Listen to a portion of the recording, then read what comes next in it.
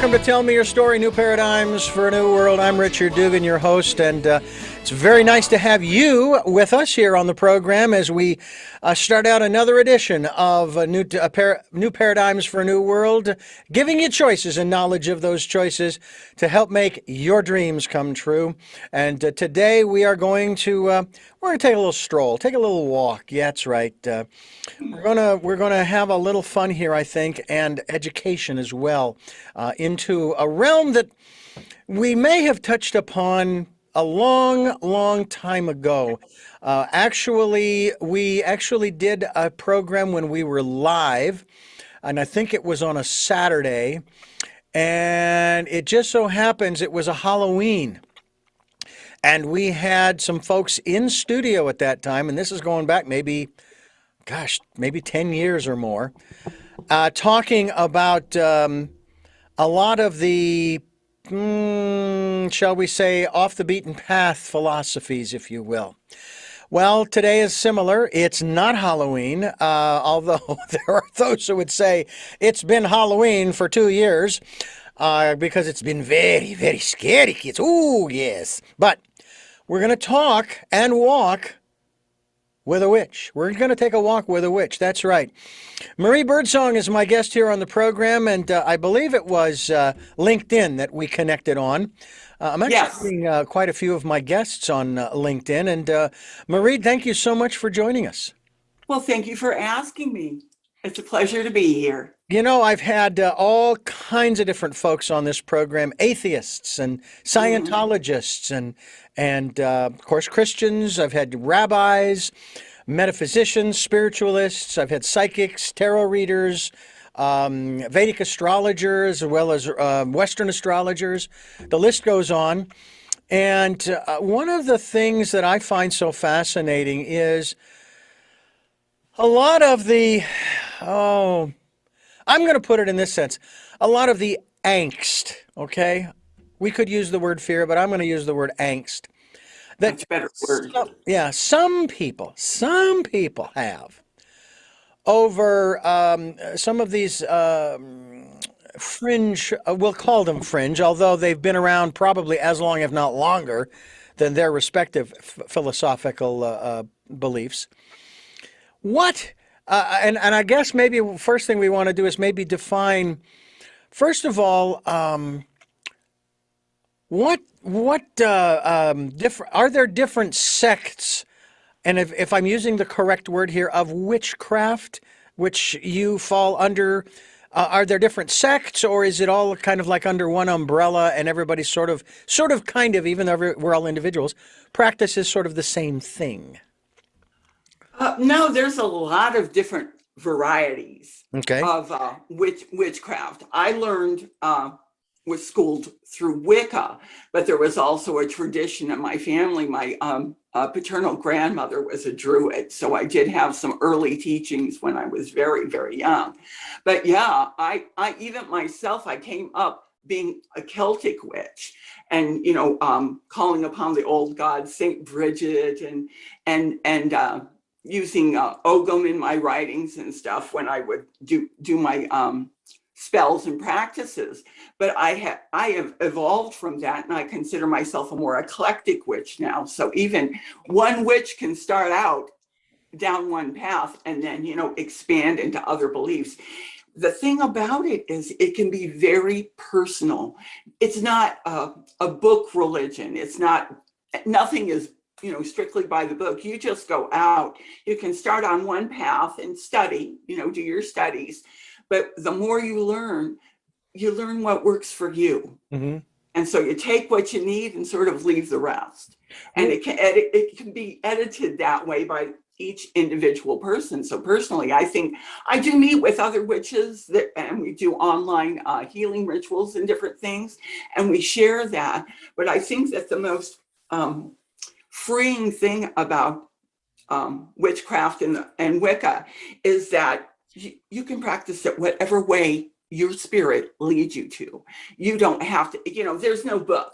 You don't have to do it this way. If you do it different, that's awesome. That's what works for you. So yeah, there's like as many individual ways of practicing it as there are individual people.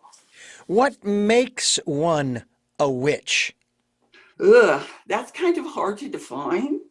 Um, with me, it was I had to start accepting all the weird stuff that happened to me all of my life, weird coincidences. I saw fairies and stuff when I was a little girl. And of course, when you go in and you say, "Oh, mommy, there's little fairies out in my garden," everybody says, "Oh, she's got an imagination. She's making this up. Oh, isn't that cute?" But when you grow up and you realize that I wasn't making that up, that actually happened. So how do you fit that into your, everyday life? And you go, well, all of these coincidences, all of this weirdness that happened during my life, I have to accept that it happened. And why did it happen? Well, it's because I have this spiritual sight. I have this spiritual gift, and I manifest that and believe that, and had to put it in front of myself is I've got to accept it. I'm a witch.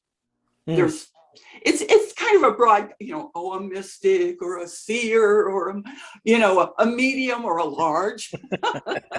But you have to define it for your own self in some manner. And because of my Celtic heritage through my paternal grandmother and all of the things I learned during the course of my studies, was I just had to face the fact that I was a witch.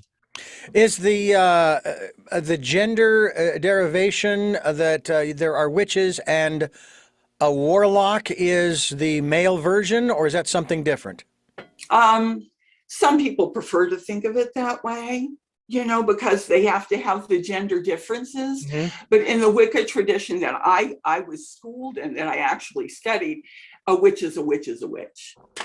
Okay. A Now, male witch is a witch, a female witch is a witch, a cat right. is a witch. So, and I'm just kind of defining terms here a little bit Hmm. for myself as well as our listeners. Hmm. So, when did you take on that title? Mm. And are there people that you have associated with who may not use that title, but still fall into that particular category, if you will? Oh, yeah. I took it upon myself when I decided I was going to go to and study it. I actually went to an online school called Witch School International, whereas I got my clergy training there and became a priestess of a Wiccan priestess. So I take on that mantle, the priestess or the witch mantle, just to note that I am adept at doing mm, Wiccan rituals, healing rituals, seasonal rituals, the high holidays for the Wicca, which is, like Samhain, which is Halloween, or Yule, which, we would call the solstice or the Christmas season. So I am adept at doing that. That's after a couple of years of study and I got my degree, I took upon the mantle of witch and Wiccan priestess. Did that mm, um, did that give you something that you didn't have? Um, Was it something that you felt I need to be under that banner, so to speak? Was it something that made you feel complete? What was the real impetus within that said, I want to be known as a witch. I am going to call myself. That is what fits for me. um, actually taking the study and learning it, I actually left. I'm still associated with the school, but I don't practice under their. It's a their specific church was called the Carillion Order, and I didn't. I had a lot of differences with that. I honor their beliefs, but I do not practice everything that I learned from them because that's didn't necessarily work for me. But I took upon the mantle of witch just because that was the best way of describing who I am in Hmm. my practices. But I further went in to get the clergy degree so I would be able to teach others how to write rituals, how to write spells, and just to help people to do it themselves. I don't want to lord over people and say, oh, please call me priestess. I only use the title priestess to connote that I am adept at doing these rituals, and I can teach you how to do them. And it's very freeing, because you can be you don't have to go, oh my gosh, I need to talk to the goddess. I have to go, talk to my priestess or my priest to get that contact. You can do it yourself.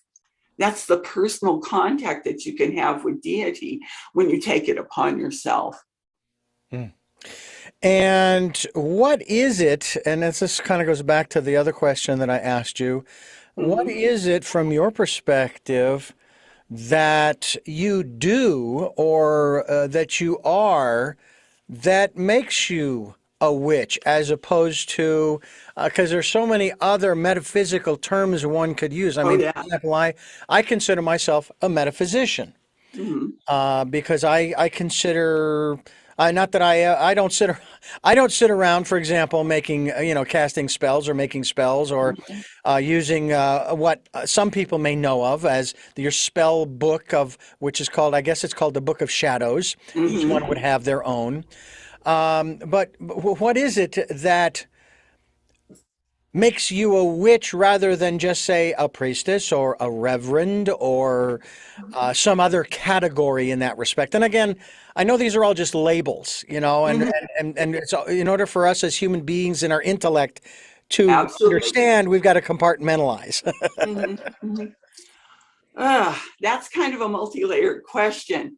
But the thing is that because of my Celtic heritage and all of the incidences that have happened one after the other through the course of my lifetime, seeing spirits, talking to fairies, I had to put it into some sort of context that I could, grab a hold of and deal with. So I took on the mantle of witch, just because it was the best way to describe in one word the kind of existence that I have, the kind of spiritual realm that I work in and live in from day to day. And the funny thing about this is, I grew up in a Christian church. I used to teach Sunday school. And even, oh, no, I have no problem with that. I have absolutely no problem with that. I honor all religions.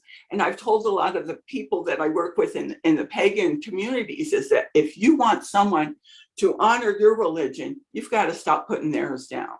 There's God and goddess is a lot bigger than anybody can ever conceive. And if you want to honor, the earth and honor your deities, that's fine, but you shouldn't dishonor anybody else's. So it's just a way for me to grasp a hold of who I am and what's been going on in my lifetime. So I use the mantle of witch, but I'm also other things, like I'm a mom, I'm a wife, I'm also a Reiki practitioner, but I've gotten more spiritual work done working through my lineage of my witch, of the witch, yes. Well, and I think that this is one of the aspects that I dealt with, for example, when I had a Scientologist on this program.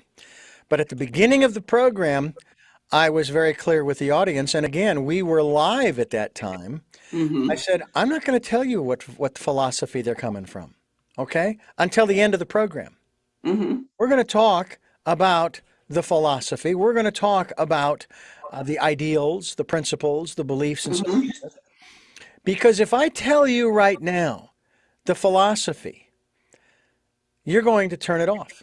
Oh yeah, Because there is so much, I get that. yeah, so much negativity when it comes to this particular philosophy. And I think that's really unfair, because then we don't learn anything.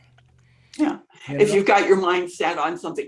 I remember years ago when I was first starting out online, I had somebody, and this was, Yahoo groups and Yahoo Answers. I used to be on there, and I was like ranked number 9 in their myth and folklore. And that's what I was working with at the time. And I had one fellow come up to me and he goes, "You really think you're a witch?" And you really think I am not? And I think the problem was that you know, we have the green-faced wicked witch from the Wizard of Oz, and people think that's all a witch is. Mm. But in fact, and this is just a cute story from my childhood, I'd always wanted to be the good witch of the North when I was a little girl. And when our high school did the production of The Wizard of Oz, I got the part of the good witch. And it was just so cool for me. I love that part. But I think I got it for the biggest reason was that I'm 6'1" and I made all the others look like munchkins. I love that. Love it. We are talking with Maighread Songbird, Birdsong, I beg Birdsong. your pardon, Maighread Birdsong, and we're talking about, well, we're talking about witchcraft. We're talking about being of that particular philosophy of being a witch, male or female, and those aspects that not only make one a witch, but also the things that one does as a witch in the context of Tell Me Your Story to make this world a better place for all. And we hope that you will stay right where you are as we continue here on Tell Me Your Story. I'm Richard Dugan, your host, and this is, again, it is a real pleasure to be able to bring this program to you. I realize that for some it's going to be a little difficult to listen to because it's the last thing you want to hear about, because all you hear, and this was what I found very interesting, is all of the negativity surrounding this particular philosophy and the misinformation. I found this rather interesting. When I was in my 20s and 30s, I was working for 15 years for a Christian radio station. And there was a comedian, and his name was Mike Warnke. And he claimed that before he was saved, he was a Satanist high priest. And he did all of these different things, and I just went on, and he had a whole comedy routine, and he went on for a number of years. And I don't remember what year it was. It was after I left that station. It may have been in the 2000s, may have been in the late 1990s. The truth came out. And yes, ye shall know the truth, and the truth shall set you free from the career you have chosen. Because it turns out he had lied about the whole thing. It was nothing more than a story. And I want to ask you a question in regards to the dualism that we have created in this world. I say we've created it because if you look out into the cosmos, you don't see any dualism. The universe isn't judging itself on whether or not that was a good supernova explosion, or the collision of a comet and a planet, or the expansion or contraction of this, that, or the other thing, or, oh no, that galaxy, it's spinning the wrong way. Yeah, and all of these different, there's no judgment. We look at it, we go, wow. And really, there's no judgment there. We're just in awe. I mean, it's just like spectacular. Well, I have started to take the same perspective to life at this level where you and I live, Reed. And so I'm curious as to your perspective on evil, on the character, I want to say, of Satan as depicted in the Christian philosophy, whereas in the Jewish philosophy, as far as I understand it, based upon my conversations with rabbis, there is no evil character. Satan, or the devil, is a representation of the lowest base nature of man. So give us your perspective on this whole aspect. Absolutely. In Wicca, they don't believe it. There is no Satan, there's no devil in manifestation. It doesn't exist. Like you say, it's the lowest manifestation of people being evil, people doing bad things to one another. However, through my own experience, I have seen that there is evil. I have seen that there are what could be termed as demons. And this is because at one, and I still do, I'm a paranormal investigator along with all of the other things that I do. And I had a demonic case. But what had happened was, and this is through dark witchcraft, this fellow had created what they call a thought form. It's almost like what in the Jewish tradition they would call the golem, and it created a thought form that was actually oppressing a woman and acted as a demon would act. So we can manifest a Satan-like energy, a Satan-like spirit, but yes, it all comes from the lower base thoughts of the human existence, because we created it. We create our own reality in that way. So in one way, there is a being, a demon that we might call Satan, but it's just so we can have a grip on it and know how to, like we were talking about earlier, labels. Yeah. So we can take that out. Like a doctor would take out a tumor or something. You have to be able to deal with somebody who may be under demonic oppression. And that all has to do with, you have to talk to the person and deal with their personal beliefs and what you believe, and find something that's going to get that evil out of there. Yeah. So yeah, basically it's sort of a yes and no kind of thing. Yes, there is, evil, there is a Satan, but it's a manifestation of our own faith, our own beliefs. And I guess then Anne Frank was right in her statement. I believe it was she who said that she believed that deep down inside, all people are good. And it makes me think about how, and again, because of my Christian upbringing, being born and raised a Roman Catholic, that, and especially working for the Christian station for the number of years that I did, that it's almost as if the human mind, the mind of man, for whatever reason, and I don't know that it's in the DNA or in the chromosomes or what, seems to have to have some kind of enemy. And the one paradox that I found in all of this, and we'll move on to something else in a moment here, but the paradox that I found was like, okay, so if bad things happen to you, it's the devil. Okay, the devil did it. Or as Flip Wilson used to say, the devil made me do it. You're dating yourself there. I realize that at the age of 61, I have no problem with that. But then when good things happen, well, that was God. Well, then that means that we are puppets on a string being manipulated by forces we don't understand, which means that my life has absolutely no meaning whatsoever. My free will is irrelevant because you have these two diametrically opposed forces that are just playing with me. And that just made no sense in my mind. None whatsoever. And it took me about 5 years, but I finally let go of the whole concept of Satan, the devil, hell, fire and brimstone, all that stuff. And I realized some people go, well, yes, but it says in the Bible. Yeah, it says a lot of things in the Bible. And it's up to each individual to make the determination. I prefer, be honest with you, I'd rather listen to my still small voice. With that, I want to take a quick pause here and let you know you're listening to Tell Me Your Story, New Paradigms for a New World.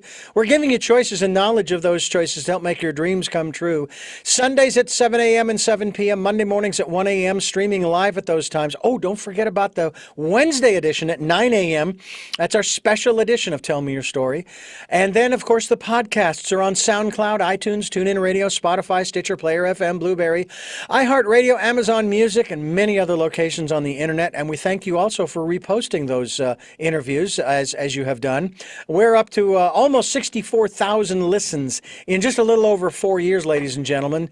Like I said, I'm not sure exactly what those numbers mean, but what I do know is that in just 12 months from this date backward, we have had more than double And let me rephrase that.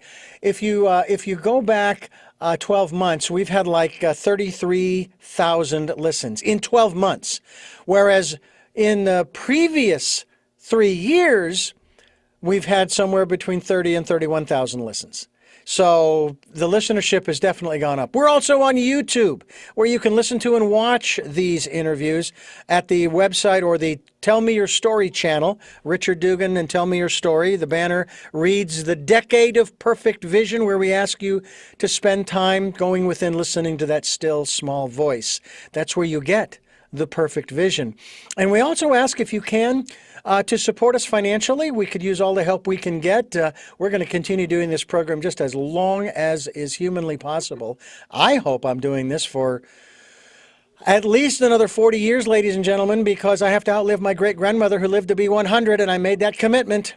More to myself than I did to her, but nonetheless. So if you can do that, we have a PayPal account for your security as well as ours.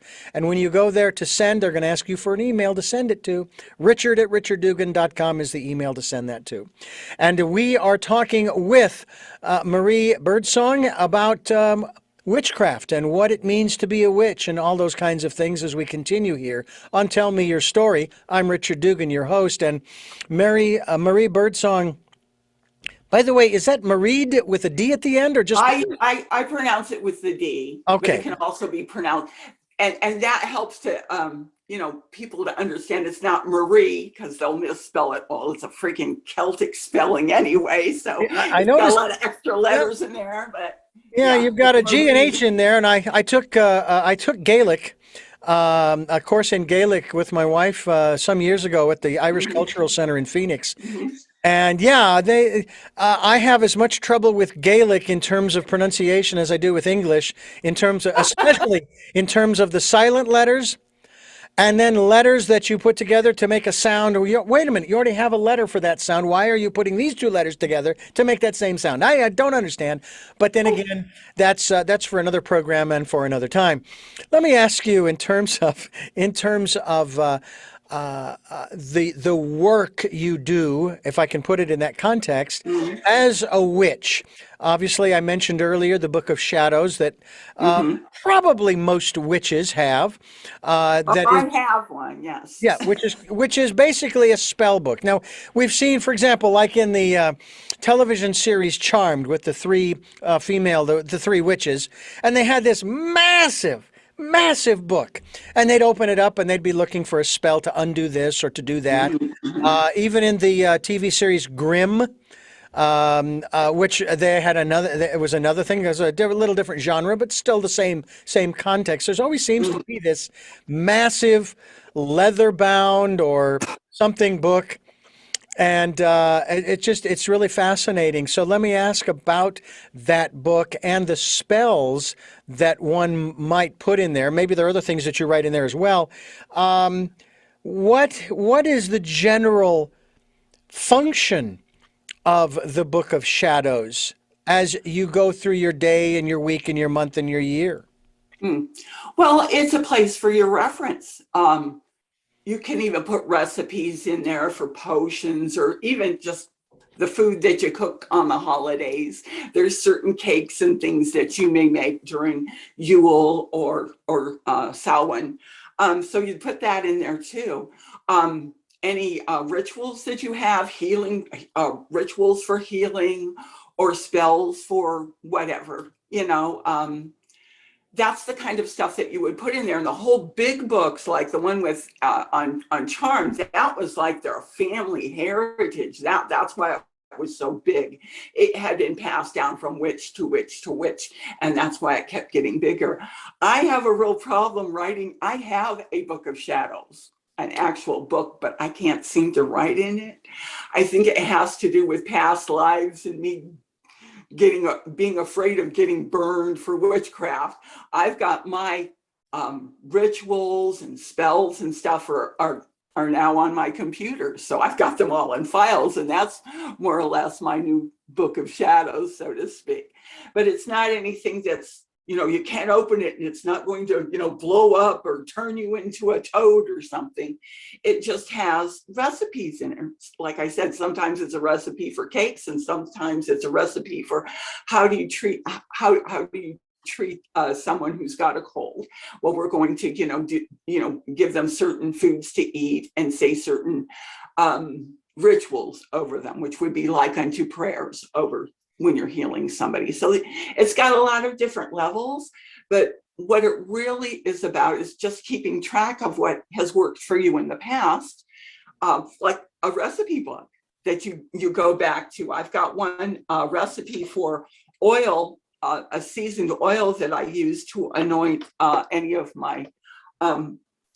the woodwork that I do, like my staff that I made right here. I made this staff from a redwood branch from the grandmother's property there in California. It's live oak. It's a piece of live oak. So I anointed it with the oil and said certain prayers, and to bring the spirit of magic into my staff. I don't use it a lot unless I'm really determined. When it's something, I've got to, make a big statement, then I'll go and I'll get all my garb on, and then I'll do a really big ritual. But most of the time, the rituals I do, I've written them down. I send scripts to people every Wednesday. We're doing them on Wednesday. We do healing rituals online, and I write a script, and there's one portion of it, we call in the gods and goddesses and the four guardians of the four corners. And there's one portion there where you put in names for people that you want to get healed, people that may be sick. And we've got a pretty big list of people these days. But it's like a little script, and that's something that's part of my Book of Shadows that I share freely with anybody who's interested in it. So the Book of Shadows, like I said, it's just kind of a recipe book, stuff that you learn over a period of time, and you want to keep going. Well, that works good. Let's put that in there. So you keep track of it. It's just a way to keep your stuff in line. And like you said, I write other stuff in there, like poetry and different things I write in there. So We're talking with Maighread Birdsong, and we're talking about witchcraft and the work that she does in that regard as we continue here on Tell Me Your Story. I'm Richard Dugan, your host, and it's a pleasure to have Maighread Birdsong with us. I want to find out from you, and I know this might sound like a strange question, because it would be asking anybody else of any other philosophy the same kind of question, and it's like, okay, well, I don't understand what you mean by that. But the question is, what is your purpose as a witch? What is your goal? What are you wanting to achieve, work towards, etc.? You know what I'm saying? absolutely. I absolutely have three things. And this was like instead of a New Year's resolution, this is my New Year's statement. I want to teach and be taught, heal and be healed, love and be loved. Pretty simple. I like that. Teach, heal, and love. Yes. Going back and forth, back and forth. I happen to be listening to, I was producing this particular interview, not conducting it, with a friend of mine who was interviewing Dionne Warwick, of all people. And that's one of the things that she certainly talked about, obviously, with one of her songs, what the world needs now is love, sweet love. Absolutely. And it seems as though there are pockets throughout the world where that is being exemplified. It would be nice if we could expand it a little quicker. It seems like, and maybe this is more in the context of the media. It just seems like the wheels are coming off the cart again. I could have sworn we just took the cart to the mechanic and got the wheels put back on, and we got the lug nuts on there nice and tight, and now all of a sudden it seems like, they're coming off again. What do you do? Is there anything in particular or things in particular that you do on a regular basis to work with the energies of the planet, of the universe, to help to, and this is the best way I can put it because I don't want to imply that you're taking away anybody's free will. My God forbid. I'm sure No. there's got to be a constitutional amendment in there somewhere there. You can't do that. Uh, but that you do to cajole people, have people consider the possibility of doing things differently that is maybe being kinder to one another, that kind of thing. Are there specific things that you do? Yes. I smile at everybody I get when I go out. I always smile at everybody. I wave at everybody whenever I'm in the grocery store or I go out or whatever, and just show kindness to people. One thing that I would, one particular episode I'd like to share was I was flying from my daughter's house in California. I was flying back here to Texas, and we had layovers, and there was a lot of problems. There was fogged in. We'd spent the night in the airport. When we were disembarking the plane, this woman got up and she's screaming, "I've got, my children are waiting for me, and I've got to get out of here." And, she was just really in a panic. Everybody was kind of upset. We'd spent the night at the airport. And I said, "Honey, calm down. Just breathe." I says, "We've all got kids that are waiting for us. We're all eager to get home. But you trying to run out of here is not going to do anything but upset yourself and upset others." And I led her through a breathing exercise. And all the people around me, they're going, "Thank you." Because this lady was freaking out. And instead of, yeah, hey, everybody else has got the same energy. We're all kind of ticked off about this. But if you just take a breath, take a beat. It's not doing me any good to be all ticked off and try to run. You can't run out of an airplane. People are standing in a line. You have to go. Yeah. You have to do this in an orderly fashion, and being in a panic is not going to help anybody. So I think that's the kind of thing that I really like to do when I'm in a public place, is try to be if something occurs like that, I want to be the center of calm and be the center of logic if there's nobody else to do it. Because Yeah. I'm not going to impose my will upon other people. If they've got a perfect right to get upset if they want to, but if it's affecting the other people, then I might step in and just try to calm things down. Well, I'll tell you, it beats being hauled off of an airplane by an air marshal, let me tell you, because you're creating a scene. And I think that's another thing Absolutely. people need to do is they need to take a moment before they start getting overly excited.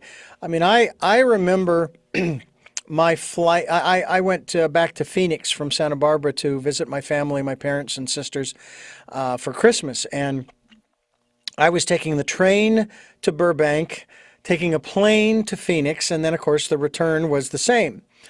And I was reassured by someone here in Santa Barbara. Don't worry about it. When you get to Burbank, you're going to fly through. Well, I did. I mean, I was standing waiting for them to board the plane after I got through the check. And so I was standing around, and it wasn't like there was a real problem there. And then on my return flight, I get into Burbank. I had a 6.5 hour layover in Burbank. Oh I tried man. to get a rental car. They wanted to charge me for one day, one way, $250. And I'm thinking, I'll just wait. I'll just wait, And so I just tried to enjoy myself. I walked around outside a lot, enjoying the blue skies, a few clouds in the air, the nice, cool, actually is crisp weather. Everything is so green out here in California right now because of the rains that we've gotten Mm. and so forth. So just really trying to, as the saying goes, take time to smell the roses. And I think that a lot of people they forget that because they get so wound up in like this one woman's. Oh, I got to get to my kids. I got to get my dad. And it's like you'll get there. You will get there, but maybe get there in one piece and get there in a state of peace of mind, as it were. Yeah. Yes, absolutely. You know, I mean, I was Absolutely. only in Phoenix for two and a half, maybe a total of 3 days by the clock. Hmm.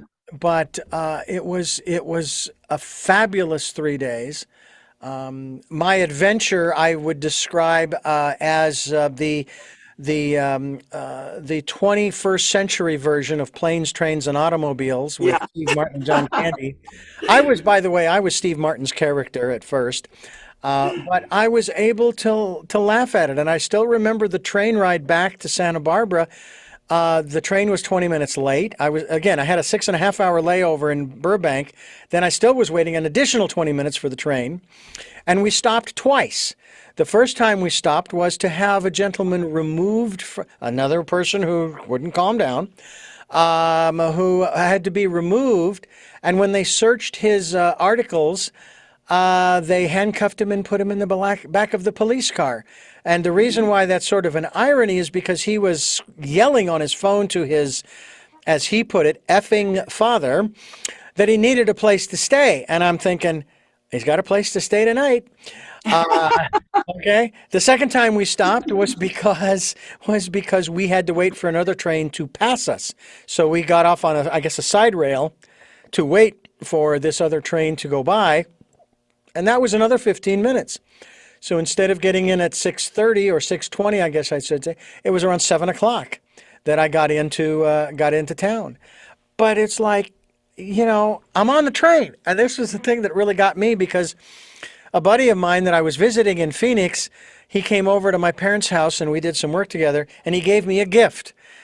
And Hmm. that gift was the DVD of Planes, Trains, and My, Automobiles. So my parents and I, we watched it that evening, and I remember the scene with Steve on the plane, and he says, "I want first class. That's what I paid for. That's what I booked, and that's what I want." She said, "It's full, sir. You'll need to sit in coach." And I'm sitting here thinking, "Take the seat in coach, you Nimrod." He got thrown off the plane, and thus his adventure began. yeah. And I figure, you know what? If they have to put me in the bathroom, I'll sit there. There's no seatbelt, so I'm going to hang on tight, but at Yeah. least I'm on the plane. Hmm. I think it's all a matter of perspective. We're talking Absolutely. Maighread's bird song. Maighread, I want to ask you about your progression, if you will, your growth as a witch. What has changed for you from your beginnings? Ooh, a lot. The Profound more things. you what the Yeah. older you get, the more you're going to learn, and there's going to be some things that you're going, that's not necessarily true, because there were like old wives' tales and some things from my mother's people are from the South, so you get the granny wives' tale sort of stuff, and it's just like, use cow pie to get rid of your pimples and stuff, and I'm going, that doesn't sound right. So yeah, no, maybe they used that back then, but I'm not going to even go near that. Yeah, yeah. So I've kind of filtered in and out what works for me. I don't practice. I'm not like Samantha. I don't twitch my nose and get my house clean. Oh goodness, if I could, I would. But I don't use witchcraft on like a moment to moment basis. I use it on the on the holidays. I use it once a week, like I said, when I do healing rituals, or if anything comes up where I might need to do a blessing or over something or someone, then I can do that. But my day-to-day stuff is just, I'm just an average housewife. And that's what I've learned. You can't just, dress up and be in the mantle of a witch all 24 hours, 7 days a week. You have to just say, okay, I'm a witch and I'm a housewife. I'm a witch and I'm a mom and I'm a sister and I'm all of these other things. But it's not like I don't wear a pointed hat and walk around all the time so people can see a witch. Right. Because truth be known, you can look out your window at any time of day and see a witch, because they're your next door neighbor. They're the gal at the grocery store. They're the gal that's, at the bank. That could be the fellow at the gas station. So I just think that what I have learned during my progression is that it's not necessarily, you don't have to dress up like a witch to be a witch. And you don't have to go around telling everybody you're a witch all the time, because, is that going to make any headway for you? Is that going to, benefit anybody at that place and time? You have to be considerate of other people, considerate of others' beliefs and their thought processes, and act when you feel, like you said, with your still small voice tells you it's time to act. Like I said with that lady in the airplane, I knew that she needed some comforting in it. She needed to just, take a step back and breathe a little bit. And that's what I've learned during my progression, is to honor everybody else, but honor my still small voice as well. Mm. Maighread Birdsong is my guest. We're talking and walking with a witch here on Tell Me Your Story.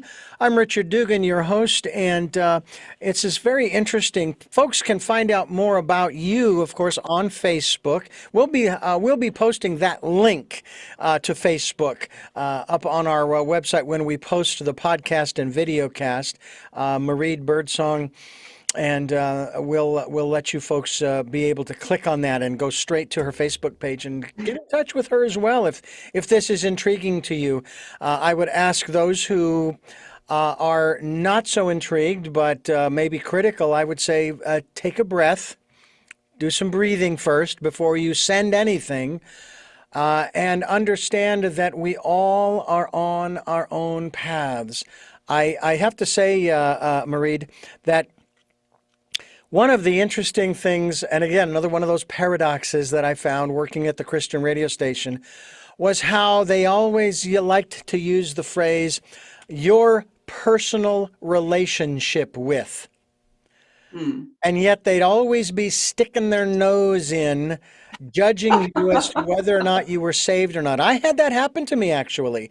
I had a minister who said to me, Richard, I don't think you're saved. I don't think you're ready to meet God.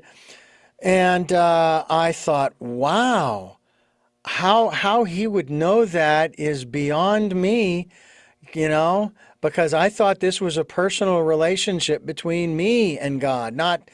It was not a triad here. And so I actually came up with an interesting analogy that I've presented to him, and it was around Thanksgiving time. Mm-hmm. I said, you challenged me on whether or not I'm saved, whether I'm ready to meet God or not. And I would like to share something with you that I've been thinking about for quite some time. I said, when you go home this afternoon after the program and your wife is there, she's cooking the turkey, do me a favor, have her put it back in the oven and cook it again. And then when you get in your car and you start the engine, don't turn it off, but then start it again. You're going to burn the turkey and you're going to ruin your car. Don't try to save me. I'm already saved. And this was from my perspective. Mm-hmm. And I used one final analogy. I said, you and I were standing on the edge of a large body of water, and I'm standing right next to you. And you also have at your disposal every means available to save me from drowning. Would you? And he says, well, of course not. You're standing right next to me. I said, okay. I'm now out in the water and I want to drown, and you still have all those means available to you to save me. Would you? He says, well, of course. I said that you would violate my free will. He says, yeah. I said, okay. Well, as I said earlier, you're going to burn the turkey, you're going to ruin the car, and you don't need to save me from drowning because I'm not, And of course, I knew the response I was going to get, that my logic was flawed. Made perfect sense to me. I think that's one of the things that a lot of folks don't realize. Are you at all concerned about a return to the 1600s? It seems like, as I said before, man seems like he cannot get along without some kind of an enemy. And if it's not invisible, we will make a physical enemy. We did that with the Cold War. When that was over, we created another one with one of the philosophies, Islam. And now we're still dealing with that. Plus, now there's China, there's Russia, there's North Korea, Iran.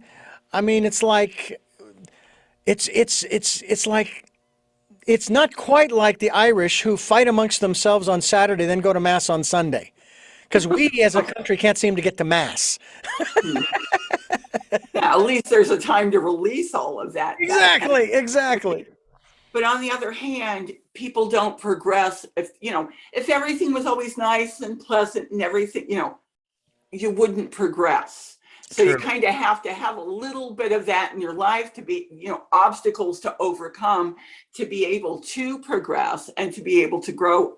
The problem being that certain people in charge, our governments and stuff, want to keep us in a constant state of fear and anger and separation from one another, which Hmm. is kind of counterintuitive because we're all from the creator. We're all Hmm. from one deity. And when we realize that, that's where the true power is. That's where the true power is. And that's why those who perceive themselves as being in power, the governments around the world, try to keep a hold of us and keep us down by imposing all of these. Oh my gosh, there's a war here, there's a war there, you really should be afraid of this. These people over here, their religion is counterproductive to your religion, and you need to dislike those people because they dislike you. There's always going to be that in this world because there are always going to be those who want to manipulate and control others. And until we can get past that, like have peace in our hearts and consider the free will of each other, like your Yeah. analogy with you being out there in the water and he was going to violate your own. And they are like that, even with people who try to want to commit suicide. They well, that's wrong. Well, how can you say that's wrong when a person is in such a sad state that they want to get, the only way I can get out of this terrible existence I'm in is to die, and they have made that decision for themselves. Yeah. And I am particularly qualified to make that statement because I have had a son who committed suicide because of his own internal issues, his spiritual and mental issues and addictions that he was going through at the time. So I don't believe in violating another person's free will just because I think they're doing something wrong. I'm not going to impose that on them no matter what, because Yeah. the soul is eternal and this life is just a blink of an eye. I like to say it's a puff of smoke. It's less than a puff of Absolutely. smoke. Absolutely. Yeah, yeah. It goes along with the line that I have that I start my book choices with, and it is a question that I asked my second wife, who went through cancer. Mm. She was diagnosed and she was going in for surgery, and I said, do you want to live or do you want to die? I may not like your choice, but I will support you in it, whatever it is. And of course, she chose to live and is fine and well and living quite well today. But if she had chose to go the other direction, I wouldn't have liked it. But who am I to judge her choice? Yeah, It's her choice. Now, I know there absolutely. are a lot of people out there who disagree, and I understand that. I can appreciate that. But you know, there are those who say we made the choice to come here. We made the choice to be born into the family we were born into the country we were born into the circumstances that we were born into. We had this contract that we filled out. Is that a general philosophy of most witches, that they do believe that that you know this is, as has been said many, many times, this is nothing more than a schoolhouse, and we're not here to be judged. We're here to learn. Absolutely. I read the Akashic records and have done that just about the same time I started studying Wicca. I started learning how to read the Akashic records, and the Akashic records have the whole story there. Yes, you did choose this life, because I used to have my kids say, I didn't choose to be born. Why do I have to clean my room? That's what I used to call the house wine. But yes, the Akashic Record said, yes, you did choose, you did make the choice to come down here. You even chose your parents, you chose what sex you were going to be, you chose this life, and you need to make the best of it. But we have the greatest gift the Creator ever gave us is the gift of free will. And Yeah. to violate that, to me, is one of the worst things you could do to another person. Yeah. But You know, yeah. And I still I love the when I think about this, um, the analogy of an individual walking around in this beautiful meadow, and they're walking holding their hands cupped out in front of them, holding their will, their personal will, and they're saying, I just want to do God's will, I just want to do God's will, I just want to do God's will, and they toss it in the air, and God catches their will in God's hands and is moved to tears. Oh my God, one of my creation wants to do my will. While God is emoting over all of this, God is also compressing that person's will down to the size of a baseball. And then rears back and hurls that will right into the forehead of the person like a 90 mile an hour well, Ryan fastball and says, then do something with the life I gave you. You are not a puppet on a string being manipulated by forces you do not understand. And I think that another statement that I was challenged on about my quote unquote mistakes in life. And I said, I've never made a mistake in my life. I've had learning experiences. absolutely. And one of the things that came to me after I thought about that for a while was this. I know how important forgiveness is. If forgiveness is needed, if it's warranted. But do you ever ask the teacher when you got a poor grade on a test to forgive you? No, because you're learning. You get a grade, you go back, you study a little harder, and maybe you get a better grade next time. Mhm. Well, if you view your quote unquote mistakes as just learning experiences, where's there the need for forgiveness? You're just learning. You know, I'll do better next time. I'll Yeah. study a little harder. I'll work a little harder. I'll figure out another way of getting where it is that I need to be, et cetera, et cetera, et cetera. Mhm. What are your thoughts in that regard? Well, although I understand where you're coming from, and whereas the need for forgiveness is that sometimes because we're humans, we get all butt hurt, we get our feelings hurt. So sometimes we have to forgive ourselves because we get so hard on ourselves. Oh, I made a mistake. Well, I learned from it, but we're conditioned to think, oh, you made a mistake and you Yeah. feel bad about it. So you have to forgive yourself. Yeah, I made a mistake, but hey, look, I learned from it. Like when I was younger and I would bake in the kitchen with my grandmother. Oh, look at this. Was this cake supposed to be a pancake? Oh, you forgot the baking powder, honey. Oh, okay. Then I learned. I got to remember to put the baking powder in, follow my recipe again. So yes, you do make mistakes, and I must say I have learned so much more from my mistakes than I have from my accomplishments. That that they are a great teaching tool, but you do have to kind of forgive yourself for the dumb stuff that you made. The just Yeah. stupid stuff you did. Going, oh, well, maybe this wall isn't really here and you just wind up walking into it. Yeah. Yeah. Yeah, you get your head hurt and you go, oh man, that was dumb. I'm so sorry I did that. But you learned not to Yeah. walk through a wall. Although my husband's last name, my married name is Wall. So I know about walking into walls. Well, I will tell you that back in June 2020 or July 2020, late July, I had my gallbladder removed, and I did some research, and of course, I found that the gallbladder and the liver are the seat of anger. Mhm. And there are those who say, "Yeah, you've had a problem with that probably most of your life, on and off. Nothing of a necessarily violent nature towards others. Just maybe towards I actually broke a cassette deck once, but and so before the surgery, I would get, if Eva spilled some milk, and after, I would have that instant, like half a second of, and then I would laugh. I would laugh like, oh, okay. That's interesting. Well, okay, that's funny, you know. And then I would work out how to you know, put things back in order or whatever the case might be.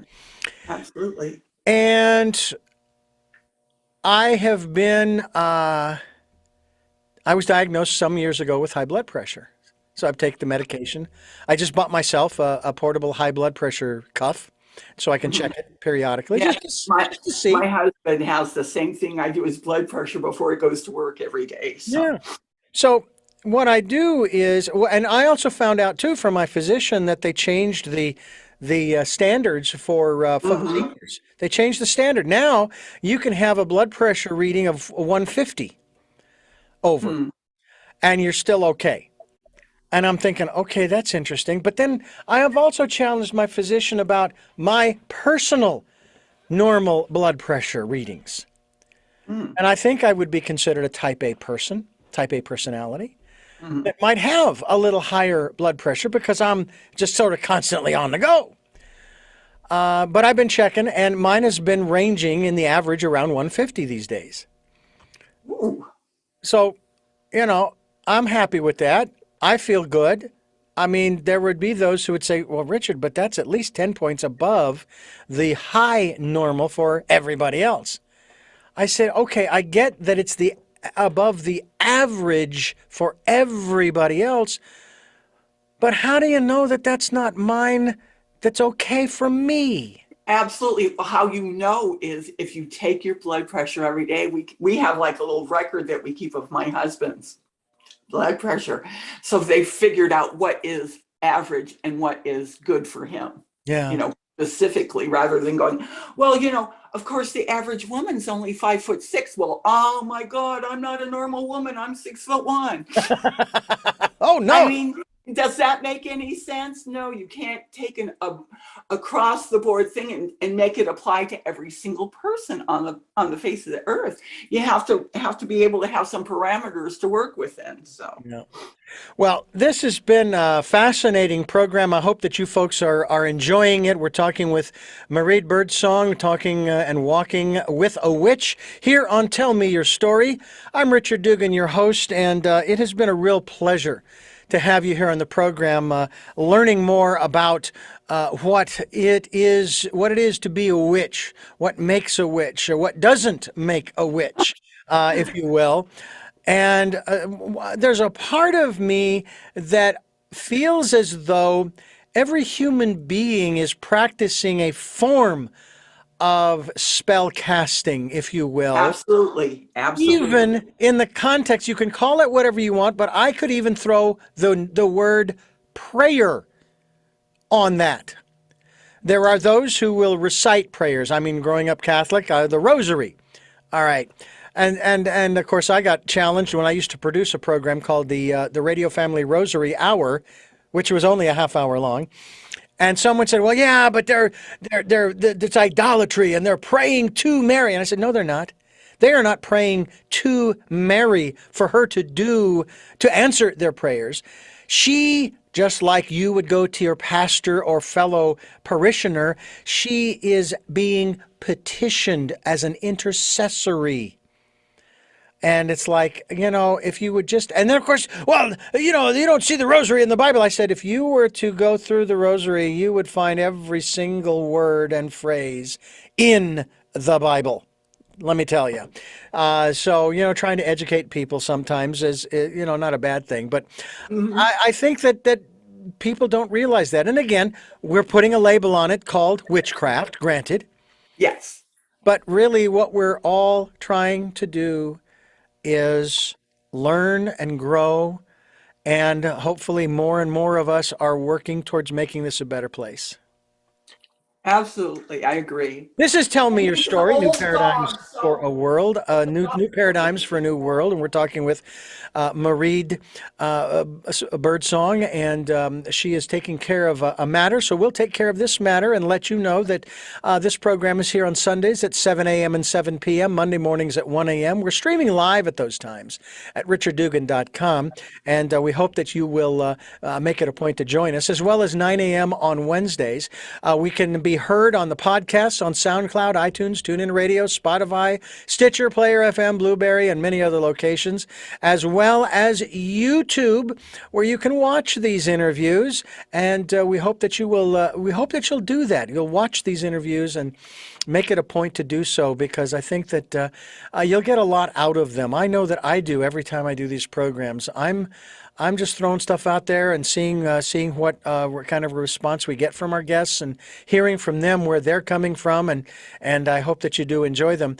We also ask you to participate in the Decade of Perfect Vision, the 2020s, where we ask you to go within, spend time in that still, quiet, calm, peaceful place, listening to the still small voice and getting that guidance and inspiration, encouragement, and enlightenment, if you will, that is there for you.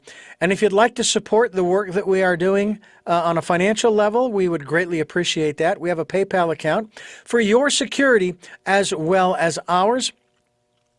And when you go to PayPal and you want to send a contribution to us, they're going to ask you for the email address to whom the contribution is being sent. Well, in this case, it's Richard at Richard Dugan. That's Richard at Richard Dugan. So I hope that you will do what you can.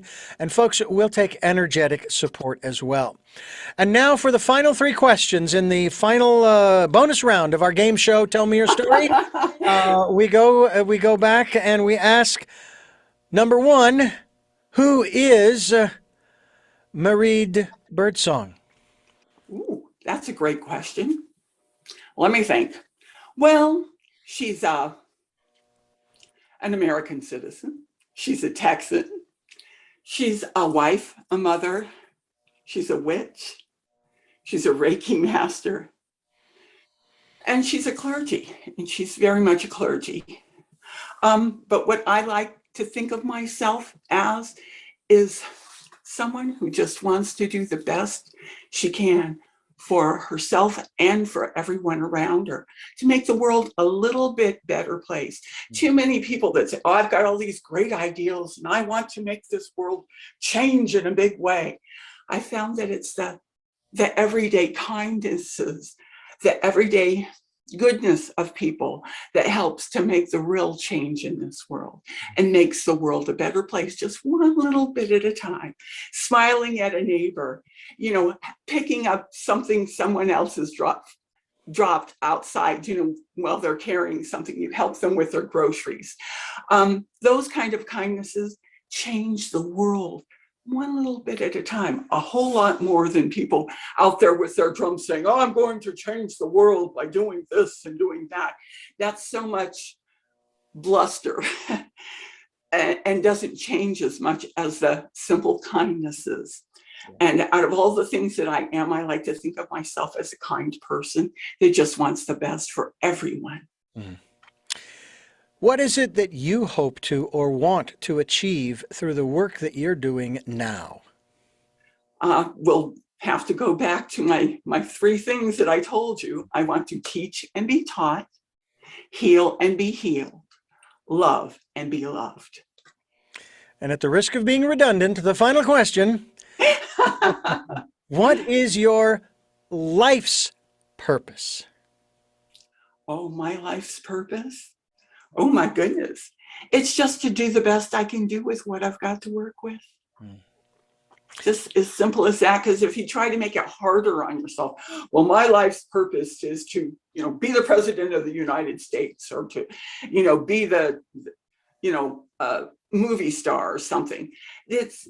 That's not something that would be realistic to me. It's easier to go inside and say, who am I? What do I really want? Because I am 65 years old, so I've had a lot of time to think about this. And the best way I can say it is I just want to do the best I can do with what I've got to work with.